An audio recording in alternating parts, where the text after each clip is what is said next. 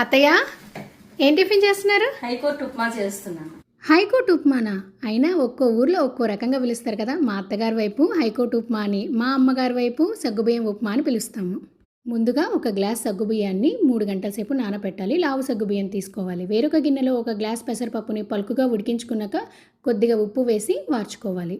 ఇప్పుడు main process చూద్దామా. బాండట్లో 2 table స్పూన్ల నూనె వేసి తాలింపు వేసుకొని, తాలింపు వేగాక సన్నగా తరిగిన పచ్చిమిరపకాయలు, కొద్దిగా కరివేపాకు వేసి సగం పచ్చి కొబ్బరి గిన్నె తురుము కూడా వేసి పచ్చి వాసన పోయేదాకా వేయించుకోవాలి. ఈ స్టేజ్లోనే రుచి తగ్గట్టుగా ఉప్పు వేసి ఒక 2 నిమిషాల పాటు వేయించుకున్నాక ఉడికించుకున్న పెసరపప్పు, నానబెట్టిన సగ్గుబియ్యం వేసి అంతా బాగా కలిసేలాగా కలుపుకున్నామంటే టేస్టీగా సగ్గుబియ్యం ఉప్మా హైకోర్టు ఉప్మా రెడీ అవుతుంది.